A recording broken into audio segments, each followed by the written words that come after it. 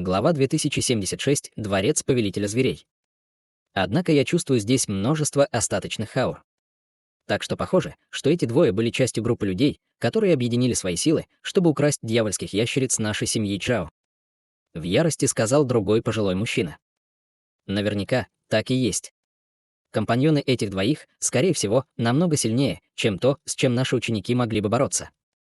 Похоже, они с самого начала положили глаз на нашу семью Джао и намеренно выманили нас вчера из крепости нашей семьи. Восьминогие дьявольские ящерицы, должно быть, были их главными целями. Иначе они не вошли бы в пустыню воя иллюзий так спешно, вздохнул первый пожилой мужчина смиренно. Откуда взялись эти ублюдки? Как они смеют замышлять против нашей семьи Джао? Если мы не заставим их заплатить за то, что они сделали, репутация нашей семьи Джао будет сметена с лица земли. Второй пожилой мужчина сплюнул сквозь зубы. Отомстить им будет нелегко. Двое людей, которые заманили нас, только продемонстрировали основы совершенствования стадии пространственной закалки, но это, скорее всего, не их истинная сила, сказал первый пожилой мужчина, покачав головой. Услышав это, другой пожилой мужчина резко перевел дыхание. Он пораженно смотрел на собеседника, не в силах поверить в услышанное. Вы хотите сказать, что эти двое тоже дьявольские лорды? Может и быть так, что люди, проникшие в нашу семью Джао, тоже были дьявольскими лордами. В таком случае неудивительно, что они осмелились устроить подлый заговор против нашей семьи Джао. Когда эта группа дьявольских лордов прибыла в наш город ночных иллюзий, мы вообще ничего об этом не слышали. Трудно сказать. Возможно, остальные были лишь подчиненными этих двоих. Тем не менее, эти двое определенно обладают силами, не уступающими нашим, и они уже вошли в пустыню воя иллюзий, так что мы ничего не можем сделать. Что касается того, почему мы ничего о них не слышали, возможно, они маскировали свои базы культивации и внешний вид или просто оставались за пределами города все это время, размышлял первый пожилой мужчина. Что вы такое говорите? Неужели мы действительно собираемся оставить это дело без внимания? Возмутился другой пожилой мужчина. Первый пожилой мужчина, похоже, уже обдумал это, и он ответил. Согласно полученным нами новостям, эти люди убили только нескольких несущественных учеников и оставили в живых всех остальных в нашей семейной крепости Джао. Что касается дьявольских ящериц, которых мы потеряли, это довольно тяжелый удар для нашей семьи, но не смертельный. Что касается нашей репутации, то нам просто нужно найти некоторых людей, которые нам не нравятся, и объявить их пособниками этих людей, а затем убить их. Причем сделать это нужно публично. Другой пожилой мужчина на мгновение замолчал, прежде чем в отчаянии и ярости топнул ногой. Тогда мы просто обманем себя. Я не могу просто так проглотить что-то подобное. Мы обязаны так поступить. Вы и я — единственные оставшиеся сторонники нашей семьи Джао. Если что-то случится с кем-то из нас, есть большая вероятность, что наша семья Джао резко упадет. Поэтому нам обоим придется обуздать собственный гнев ради нашей семьи. Но если вы настаиваете на их убийстве, мы могли бы, возможно, позаимствовать руки других, чтобы убить эту группу людей, сказал первый пожилой мужчина с мрачным выражением лица. Выражение лица другого пожилого мужчины слегка изменилось, и он спросил. Что вы имеете в виду? Свяжитесь с людьми во дворце повелителя зверей и попросите их нанести удар вместо нас. В нашей семье Джао есть тайник с дьявольскими камнями, который можно использовать, чтобы компенсировать их затраты. Однако, независимо от того, преуспеет дворец повелителя зверей или нет, это будет единственная попытка, которую мы предпримем. Если этим людям удастся выжить, я запрещаю вам дальнейшие заговоры против них. Вдобавок ко всему, не раскрывайте нашу личность при контакте с дворцом повелителя зверей, сказал первый пожилой мужчина с серьезным выражением лица. Будь уверен, брат, я знаю, что делать.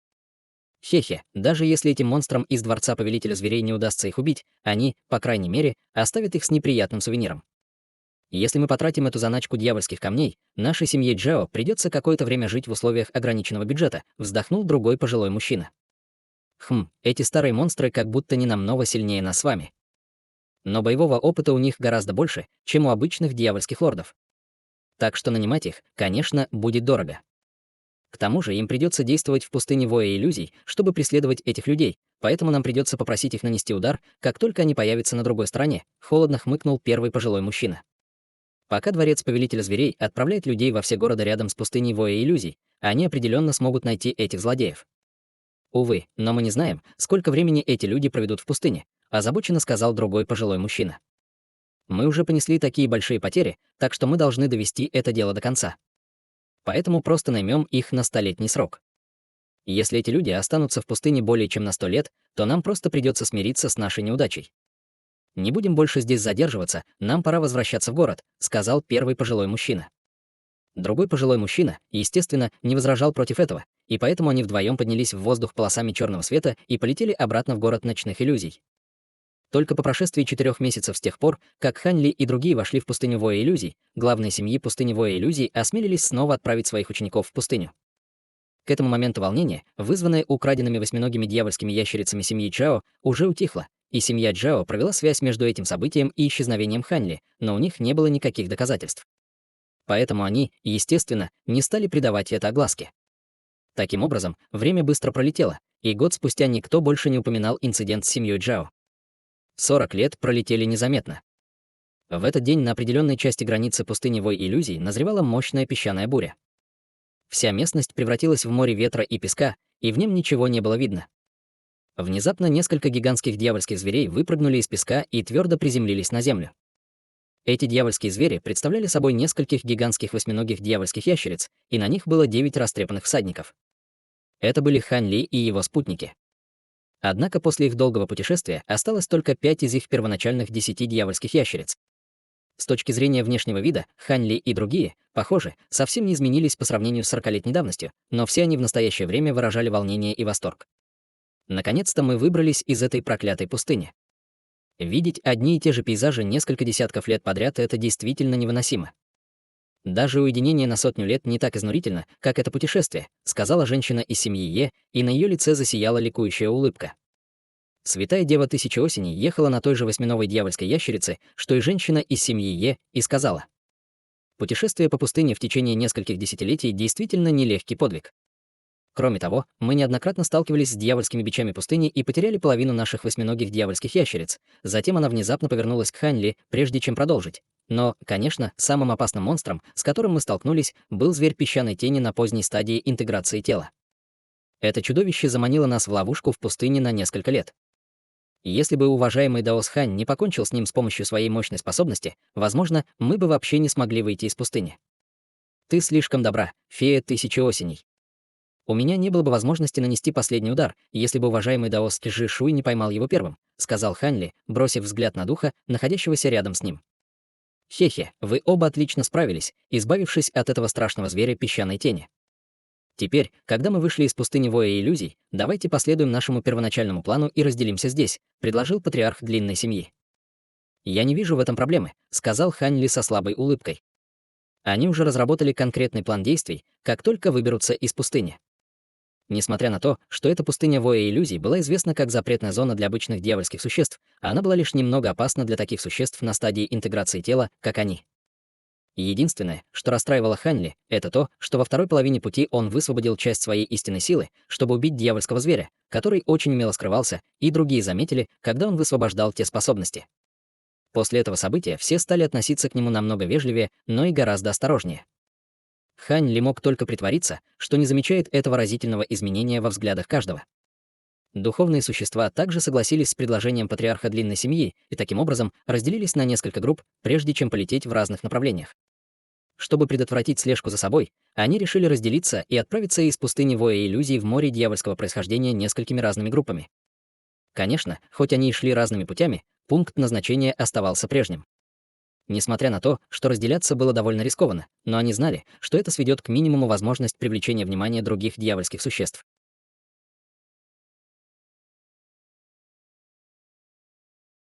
Глава 2077. Настоящая кровь лазурного Луаня. Патриарх длинной семьи должен был путешествовать со старейшиной Хаэем. Хань Ли был в паре с женщиной из семьи Е, а духовные существа также разделились на две группы, возглавляемые Святой Девой Тысячи Осеней и Бай Ци. Пролетев около 10 тысяч километров, женщина из семьи Е внезапно остановилась, а затем провела рукавом по воздуху, чтобы вызвать черную летающую лодку. Это было черное и совершенно невзрачное дьявольское сокровище длиной более 100 футов, и женщина из семьи Е влетела в каноэ, прежде чем сделать приглашающий жест рукой в сторону Хань Ли.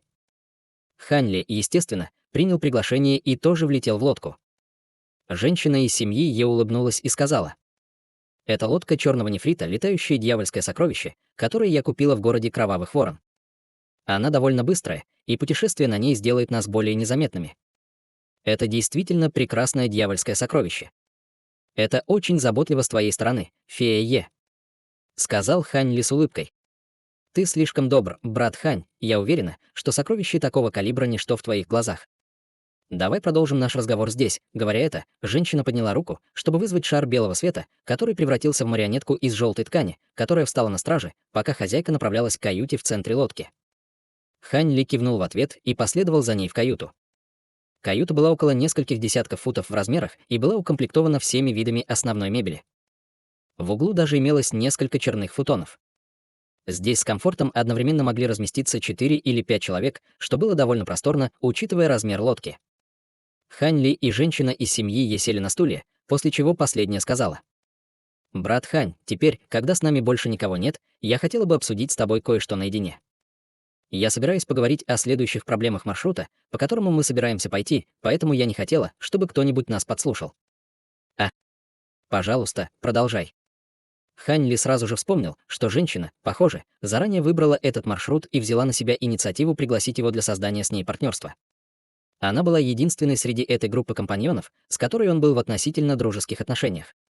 И для него не имело большого значения, какой маршрут они выбрали. Поэтому он, естественно, был готов следовать за ней. Однако теперь казалось, что у этой женщины был какой-то скрытый мотив. В твоем теле течет кровь небесного феникса, верно, уважаемый Даос Хань? Нет нужды пытаться отрицать это. Я слышала о трансформациях, которые ты продемонстрировал во время битвы в городе Глубокого Неба. Секретная техника, которая передается в нашей семье и от поколения к поколению, позволяет мне чувствовать ауру небесного феникса, когда она присутствует. Однако, что я нахожу очень странным, так это то, что я также могу заметить у тебя еще несколько других аур, и каждая из них не менее сильна, чем аура небесного феникса. Я не могу точно расшифровать, что это такое, но, возвращаясь к твоим трансформациям, я предполагаю, что в твоем теле есть несколько типов истинной духовной крови, верно, брат Хань? Сердце Хань Ли слегка дрогнуло, когда он услышал это. Но выражение его лица оставалось спокойным, когда он ответил: «Видя, что ты уже поняла это, я признаю, что мне действительно удалось получить немного истинной духовной крови во время моих путешествий. Но почему ты решила спросить меня о чем-то подобном именно сейчас? Не беспокойся, брат Хань, меня не интересует происхождение твоей истинной духовной крови. Я желаю усовершенствовать другой тип истинной духовной крови», небрежно ответила женщина из семьи Е. «Что ты имеешь в виду? У тебя есть другой тип истинной духовной крови?» Спросил Хань Ли, когда в его глазах промелькнул намек на удивление. «У меня сейчас нет настоящей духовной крови на руках, но мы можем найти ее в месте, через которое собираемся проходить», ответила женщина с загадочной улыбкой. «Какое место ты имеешь в виду?» Спросил Хань Ли, когда в его глазах появилось слегка настороженное выражение. «Хребет железного песка», без колебаний ответила женщина из семьи Е. «Хребет железного песка? Разве это не территория расы лазурного крыла? Какую истинную духовную кровь можно найти там?» Удивленно спросил Хань Ли. Раса лазурного крыла не очень сильная раса в царстве старших дьяволов, но среди них есть некоторые особые существа, унаследовавшие истинную духовную кровь. Просто об этом мало кто знает, женщина из семьи Е сказал с холодной улыбкой. «Кто эти особые существа, о которых ты говоришь, уважаемый Даос Е?» Спросил Хань Ли. Естественно, я имею в виду основных представителей расы лазурных крыльев. Как и в истинных духовных семьях нашей человеческой расы, не все в расе лазурных крыльев унаследовали истинную родословную духа. Лишь очень малая часть из них наделена ею. Но независимо от того, насколько чиста родословная, любое лазурное крыло, обладающее настоящей духовной родословной, немедленно получит стремительный рост статуса, объяснила женщина из семьи Е. В таком случае должно быть много людей, замышляющих против них заговор. Поэтому они должны очень сильно охраняться своими братьями. Почему ты так уверена, что мы можем получить их истинную духовную кровь? Кроме того, твоя семья Е уже обладает родословной небесного феникса, так почему ты готова пойти на такой риск? Может быть, твоя семья также овладела секретной техникой слияния других типов истинной крови? Спросил Хань Ли. Конечно, нет. Но знаешь ли ты, какой тип истинной духовной линии унаследовала раса лазурных крыльев? Женщина из семьи Е усмехнулась. «Пожалуйста, просвети меня, фея Е», — подсказал Хань Ли. Вместо прямого ответа женщина из семьи Е ответила вопросом. «Знаешь ли ты о самых известных типах древних истинных птиц-духов, уважаемый Даос Хань?» «Да. Помимо небесного феникса, есть Кун Пен, призрачный голубь и лазурный луань», — ответил Хань Ли. Родословная, унаследованная росой лазурного крыла, принадлежит лазурному луаню, и они обладают некоторыми врожденными способностями лазурного луаня. Ты понимаешь, почему я готова пойти на такой риск сейчас? По правде говоря, я обнаружила это даже до того, как войти в царство старших дьяволов. И если бы не это, я, возможно, не захотела бы пойти на этот риск. В некотором смысле, это настоящая кровь лазурного луаня даже важнее для нашей семьи Е, чем пруд очищения духа и лотос чистого духа. Поэтому я искренне надеюсь, что ты сможешь оказать мне свою помощь. Говоря об этом, у длинной семьи и духовных существ явно тоже есть скрытые мотивы. Иначе почему они так легко согласились разделиться? Настаивала женщина из семьи Е. Хань Ли был в восторге, услышав это, но все еще сохранял спокойствие, когда сказал: «Понятно. Я слышал, что лазурный луань и небесный феникс изначально имеют одну и ту же родословную, но они превратились в два разных типа существ из-за различных способностей, которые они культивировали.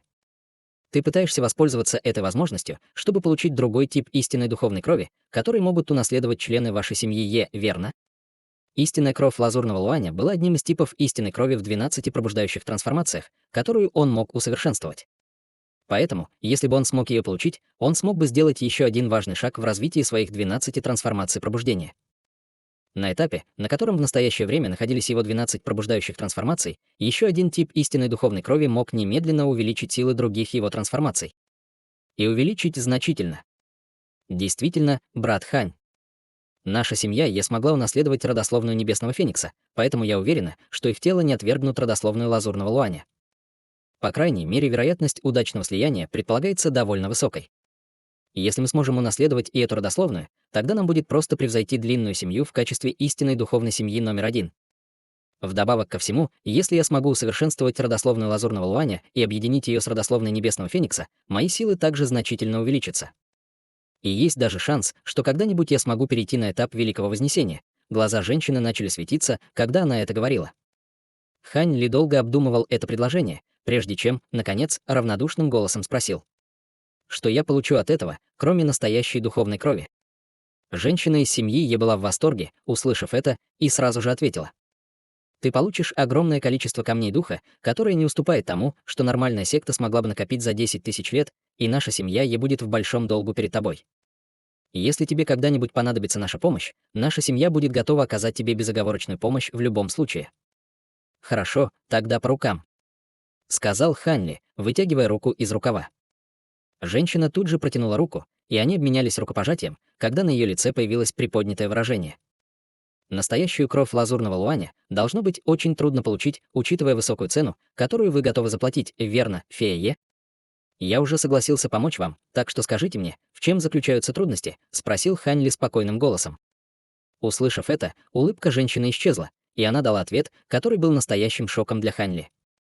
«Это действительно будет очень трудная задача, брат Хань. Если мы хотим получить настоящую кровь, нам, скорее всего, придется столкнуться со священным предком».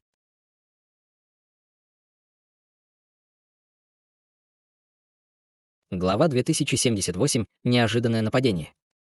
Священный предок. Ты серьезно? В таком случае я лучше откажусь от настоящей духовной крови. Хань Ли сказал с мрачным выражением лица. Не торопись с выводами, брат Хань. Если бы на хребте железного песка действительно находился священный предок, мы бы не выбрали путь через пустыню воя иллюзий. Насколько мне известно, существует клон некоего священного предка Линь Юаня, живущего в хребте железного песка. Похоже, этот священный предок в большом долгу перед росой лазурного крыла и навсегда отправил одного из своих клонов в хребет железного песка. Однажды ты убил клона священного предка во время битвы за город глубокого неба, поэтому я уверена, что у тебя не будет проблем с этим. Кроме того, пока мы проявляем осторожность, мы можем даже не потревожить этого клона священного предка, сказала женщина из семьи Е. Просто клон, да? С ним все равно будет не так просто справиться. Насколько мне известно, священные предки очень тесно связаны со своими клонами. Если настоящее тело этого священного предка Линь Юаня находится недалеко от хребта железного песка, тогда он сможет броситься в долину, как только нас обнаружит его клон. «Это все еще слишком рискованно», — сказал Хань Ли, покачав головой. «Будь уверен, брат Хань, согласно информации, которую я собрал, этот священный предок Линь Юань не только живет очень далеко от хребта железного песка, но и находится в уединении более 10 тысяч лет. Вдобавок ко всему, других его клонов уже убивали в прошлом, но он так и не вышел из уединения. Ходят даже слухи, что его истинное тело уже погибло, и остались только эти клоны. Конечно, никто не посмеет нарушить покой священного предка, который находится в уединении, поэтому нет возможности проверить, правда ли это. В любом случае все, о чем тебе нужно беспокоиться, это клон, который находится в хребте железного песка, с улыбкой сказала женщина из семьи Е.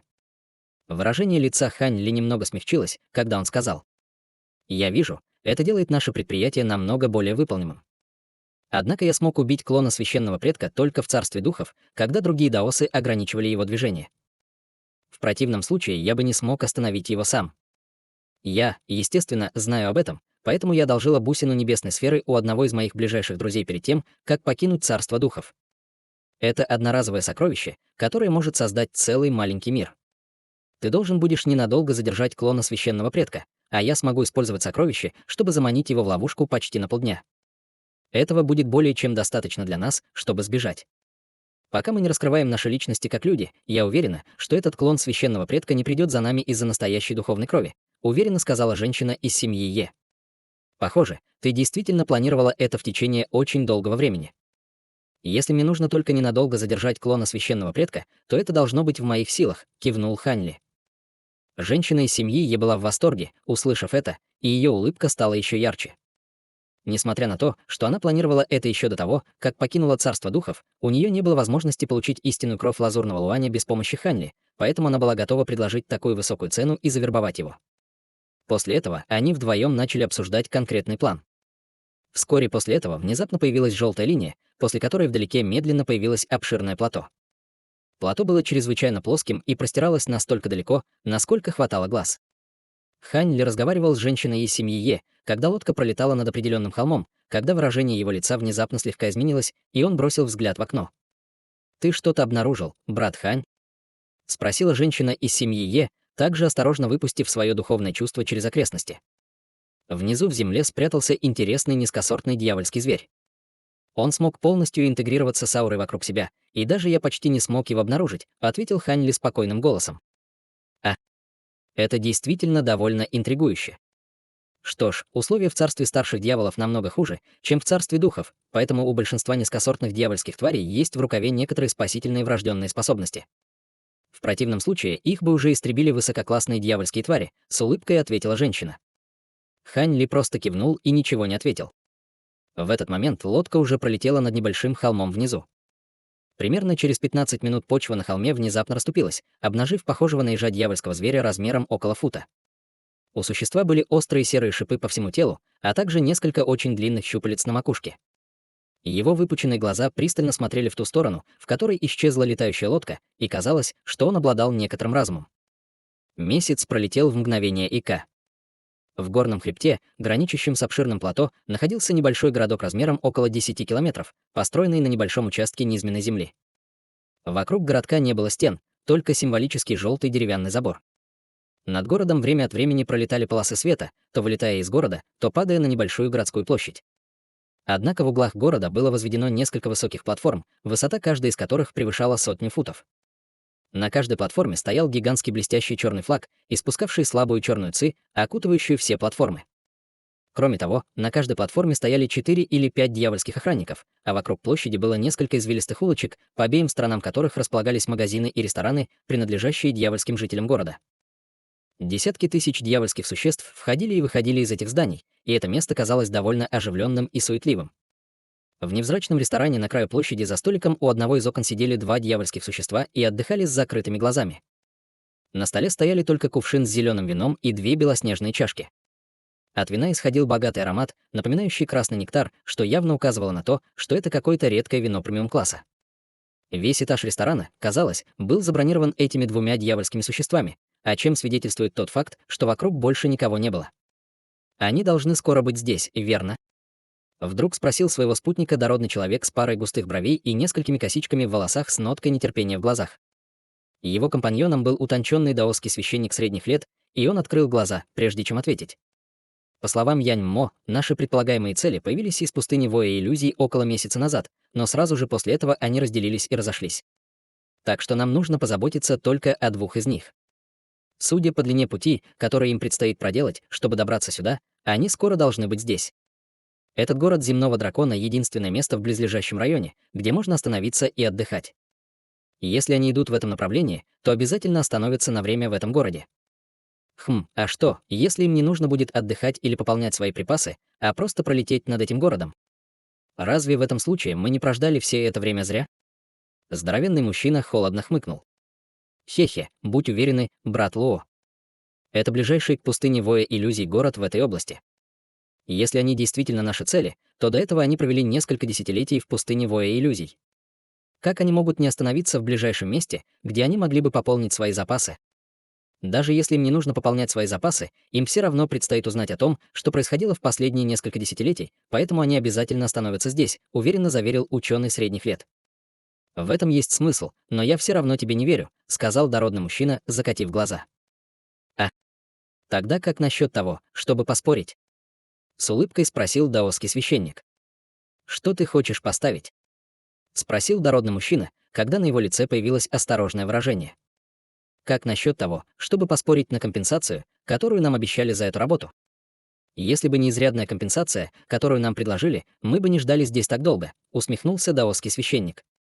Я не собираюсь заключать с тобой такое глупое пари, брат Ленг. Если ты изменишь условия пари, возможно, я заинтересуюсь, сказал дородный мужчина, энергично качая головой. Тогда на что ты хочешь поспорить? Спросил даосский священник. Как насчет того, чтобы поспорить, кто первым одолеет свою цель? Предложил дородный мужчина. Хехе, мои силы намного уступают твоим, так что в таком пари нет необходимости, усмехнулся в ответ даосский священник. Не спеши отказываться, брат Ленг, возможно, мой противник окажется намного сильнее твоего, с улыбкой сказал здоровенный мужчина. Я всегда верю только в себя и никогда в удачу, равнодушным голосом ответил даосский священник. Ты все такой же скучный, как и всегда. Ты никогда не рискуешь, всегда выгадываешь, действуешь по правилам. Где в этом веселье? Дородный мужчина разочарованно покачал головой. Даосский священник улыбнулся и уже собирался ответить, когда его глаза внезапно загорелись, и он сразу же бросил взгляд на черную летающую лодку, которая медленно спускалась на площадь. Вот оно. Это летающее дьявольское сокровище идентично изображению, которое нам предоставили. Дородный мужчина тут же вскочил на ноги, прежде чем яростно хрустнуть костяшками пальцев.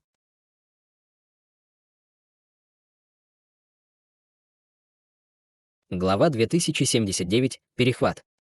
Успокойся, уважаемый Даос Лоо. Наши цели, возможно, прибыли, но было бы не очень хорошей идеей атаковать их в этом городе. Давай дождемся их отъезда, прежде чем наносить удар. В это время я использую свое насекомое, чтобы следить за ними. Погоня за тенью. Говоря это, даосский жрец щелкнул пальцами, и тут же вспыхнула точка зеленого света, которая моментально исчезла в воздухе. Хорошо. Тогда мы сделаем, как ты говоришь, брат Ленг. Интересно, действительно ли наши цели дьявольские лорды? Если да, то я смогу испытать мощную способность, которую недавно освоил, усмехнулся здоровяк, прежде чем снова сесть на место. Не стоит недооценивать наши цели, уважаемый Даос Лоо. Тот факт, что нам предложили такую огромную компенсацию, указывает на то, что наши цели необычные существа. Таким образом, было бы неразумно успокаиваться, с улыбкой предупредил даосский священник. Дородный мужчина кивнул в ответ, но его небрежное выражение лица ясно указывало на то, что он вообще не прислушался к этим словам предостережения. Даосский священник мог только покачать головой с кривой ухмылкой, а затем снова перевел взгляд на черную летающую лодку. Внезапно из лодки вырвался шар пронзительного черного света, а затем внезапно исчез. На его месте появились мужчина и женщина, и оба они казались очень молодыми. Слабый пурпурный свет вспыхнул в глазах даосского священника, когда он внимательно оценил дуэт, после чего его брови слегка нахмурились в замешательстве. Небрежное выражение лица дюжего мужчины тоже исчезло, когда он увидел эту пару. Интересно. Один из них намеренно скрыл свою базу совершенствования, в то время как база совершенствования другого совершенно непостижима. Эти двое действительно достойные противники. Эти двое необычные существа. Нам придется использовать наш второй план, решил даосский священник после краткого размышления. В этой женщине нет ничего особенного. Хотя она использовала секретную технику, чтобы скрыть свою базу совершенствования, мы оба можем легко сказать, что она просто обычный дьявольский лорд. Напротив, этот мужчина выглядит действительно довольно непостижим. Позволь мне проверить его истинную мощь, прежде чем мы примем решение. Дородный мужчина все еще рвался вперед. Это хорошая идея. Я возьмусь за женщину, но позаботься о том, чтобы это не переросло в настоящую битву, согласился даосский священник после короткой паузы.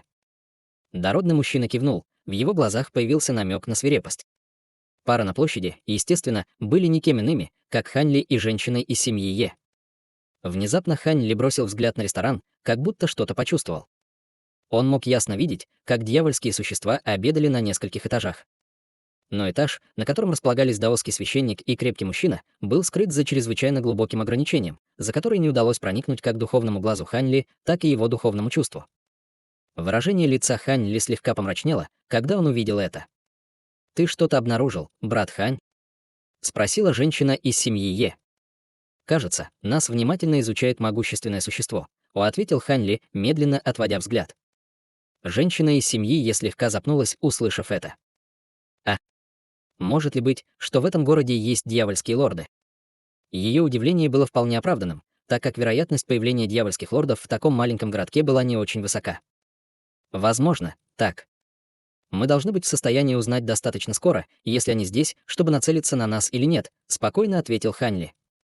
Теперь, когда ты упомянул об этом, у меня также появилось немного неловкое ощущение, будто за мной кто-то наблюдает, сказала женщина из семьи Е, также бросив взгляд в сторону ресторана.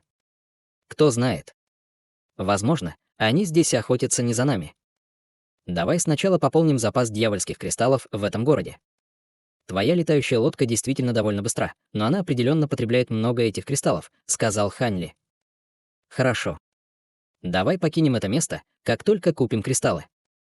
По правде говоря, я тоже впервые использую это дьявольское сокровище, и я не ожидала, что оно поглотит столько энергии.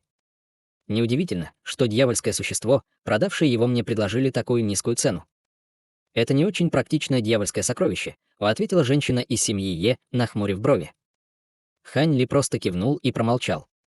У него не было лучших летающих дьявольских сокровищ, чем эта лодка. В противном случае, возможно, им не пришлось бы останавливаться в этом городе. После этого дуэт Хань Ли направился к магазинам на близлежащих улицах. Вскоре после этого они купили достаточное количество дьявольских кристаллов в одном из крупных магазинов, а затем немедленно вызвали летающую лодку, прежде чем покинуть город.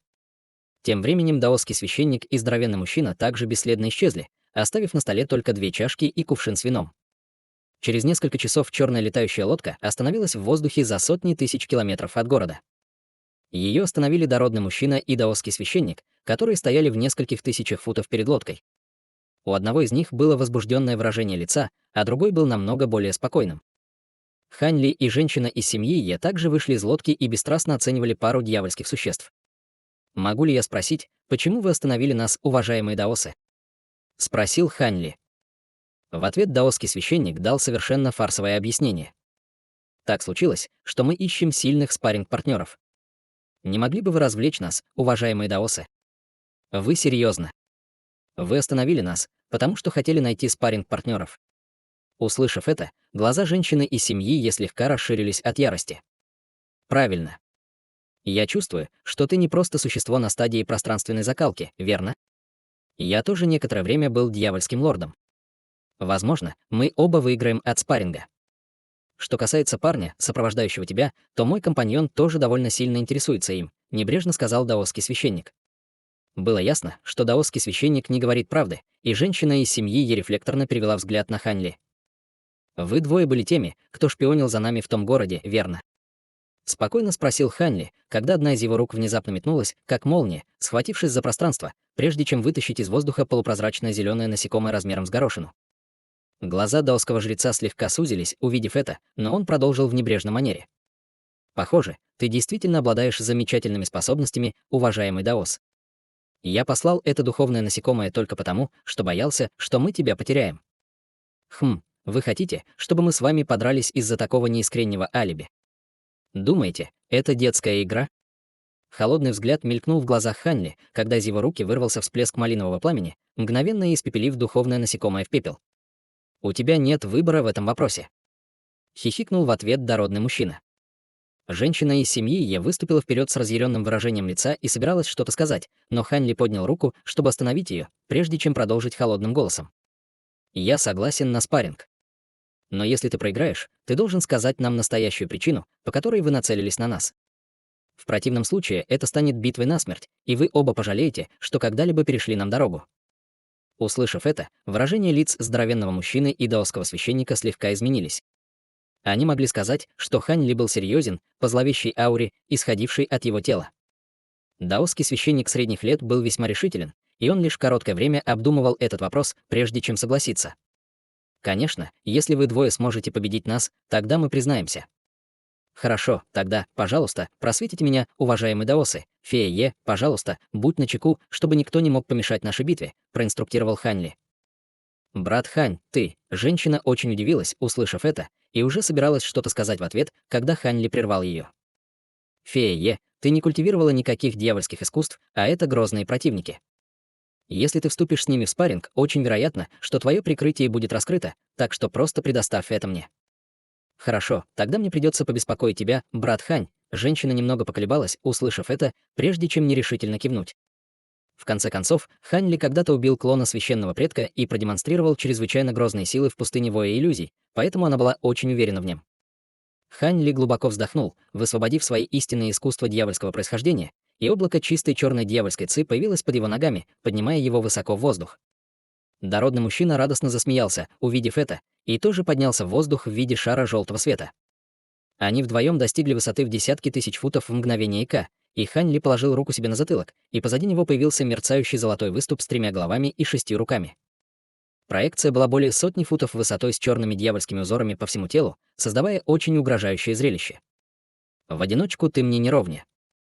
Пусть твой товарищ тоже повернется ко мне лицом», сказал Хань Ли, когда вся дьявольская ци в радиусе нескольких километров внезапно задрожала. Золотая проекция взмахнула руками в воздухе. Золотой свет вспыхнул вокруг, когда в ее руках появилось 6 различных золотых орудий. В то же время на каждой из глобел появилось по 3 чернильно-черному дьявольскому глазу, которые мерцали тревожным черным светом.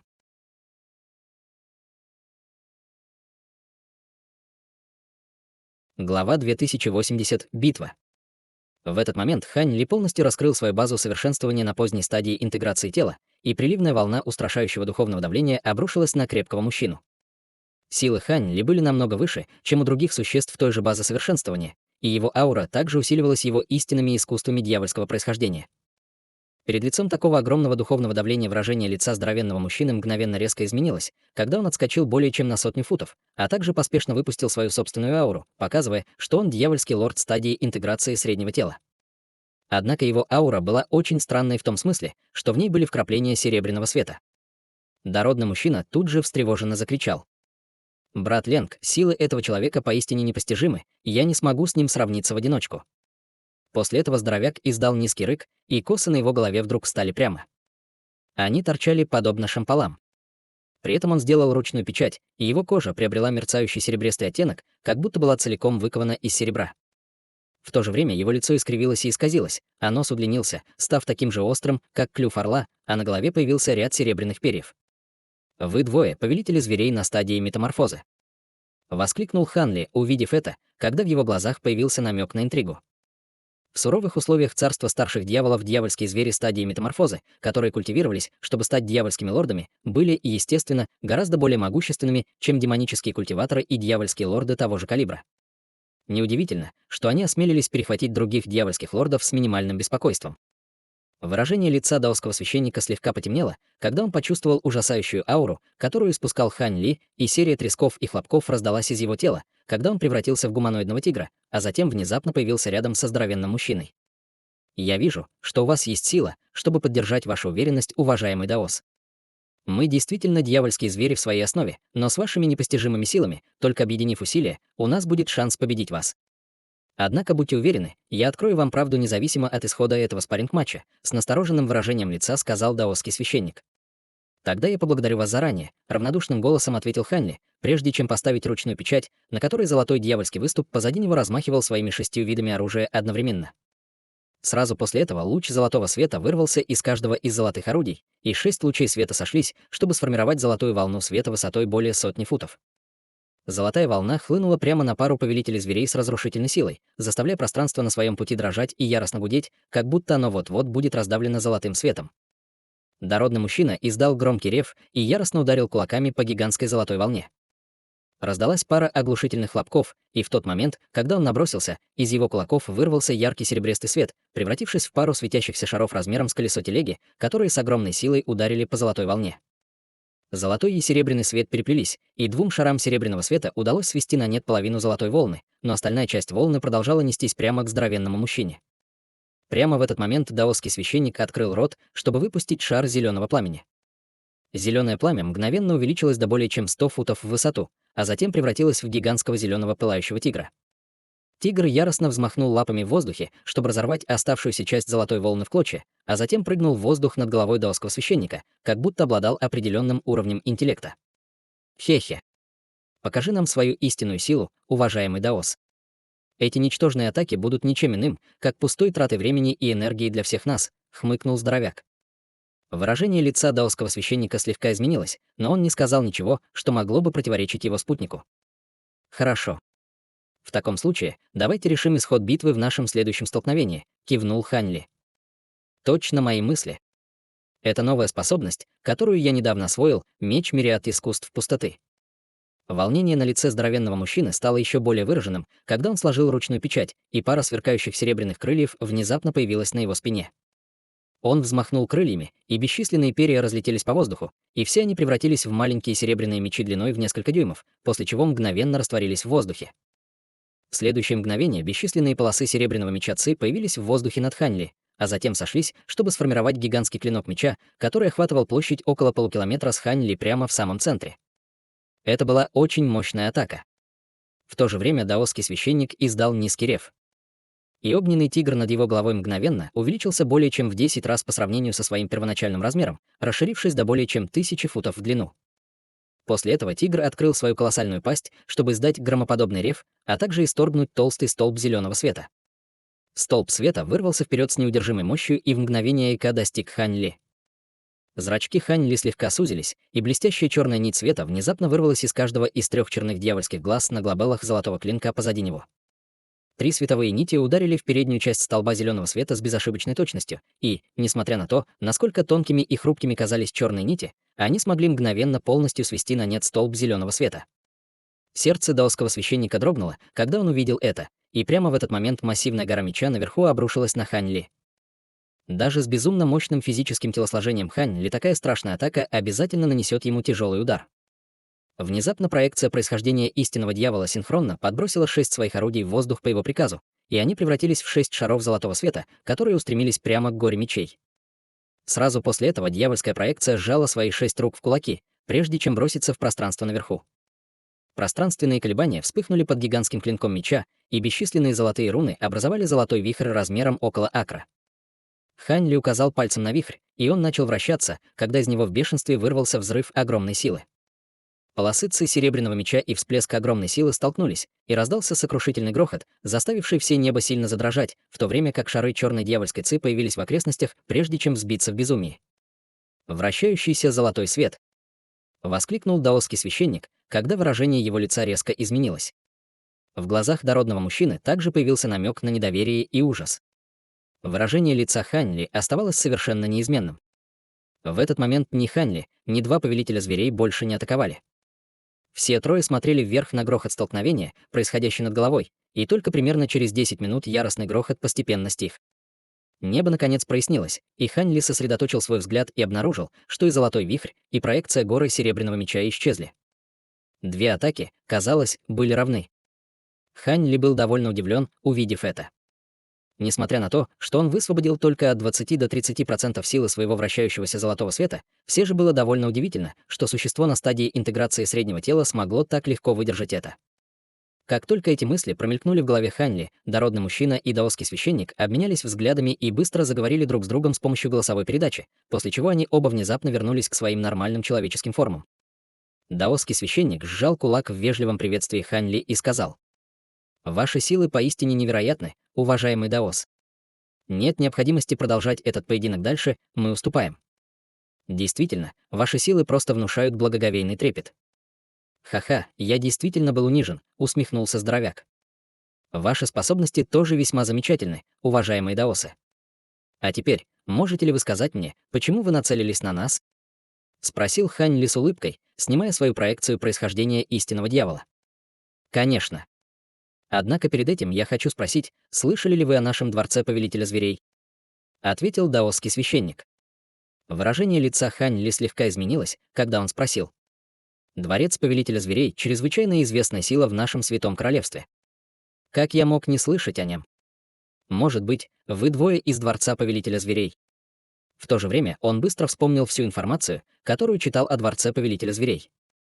Мало того, что дворец повелителя зверей был одной из самых известных сверхдержав царства старших дьяволов, в его рядах было много дьявольских лордов, большинство из которых были дьявольскими зверями стадии метаморфозы, и их возглавлял чрезвычайно таинственный священный предок Ван Шоу.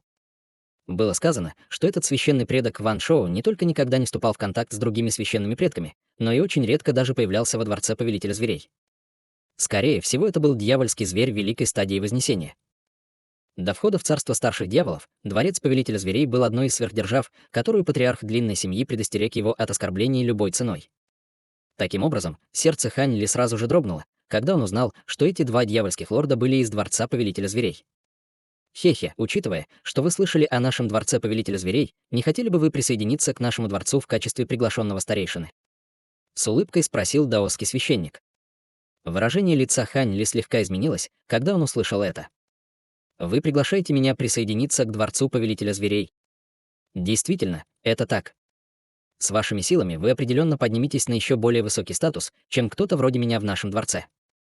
Это, несомненно, принесет вам огромную пользу, настаивал даосский священник.